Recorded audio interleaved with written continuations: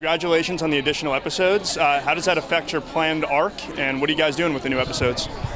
We had a fan vote. We did the weirdest, probably most ill-advised thing of all time is we had the fans vote on which episode they wanted to see. And fortunately, before we ever broke a story, and a lot of times we have great ideas. We've been trying to do a time travel episode for, 6.5 years. Every time we come up with a story, at one point in the story, it becomes utterly ridiculous.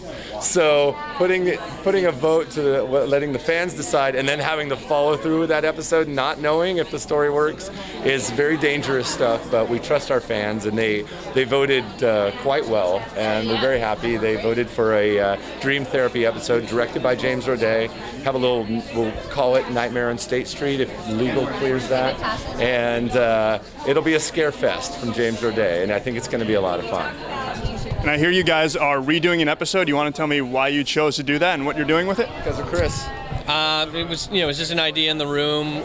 Gosh, we could remake one of it, because you start to get into 100 and something episodes, and you're like, hey, we could do something. We could go backwards, take an old script and remake it, and we thought that was a cool idea. So, I don't know, it stayed on the board for a while, and we kind of got to it. And maybe somebody can break this, and Andy Berman was the man, did a great job. We took one of our first season's episodes, Cloudy with a Chance of Murder, and are changing it into Cloudy with a Chance of Improvement.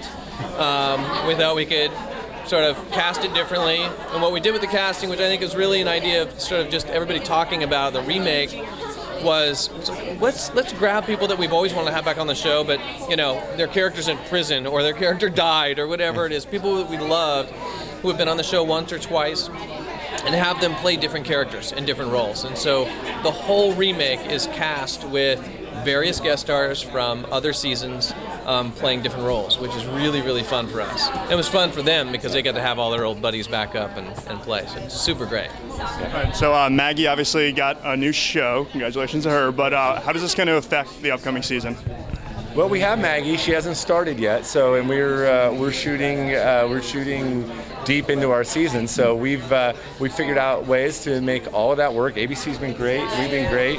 I think Maggie is not only going to be on that show. I was hearing that she's being considered for the chair on American Idol. Yeah. And host one of the View spots. Right. And so I think she can do it all. I really think she can. So as many jobs as Maggie wants to have, I'm all for it. And final question, what can you tell us about Mira Sorvino's role on the show? She plays a very fun addition to our cast later in the season, and a very unique character with a nice twist on it. She's lots of fun. She's an Oscar winner, so it's really exciting to have Oscar winners around. She won't bring it to the set. We keep wanting her to bring it to the set.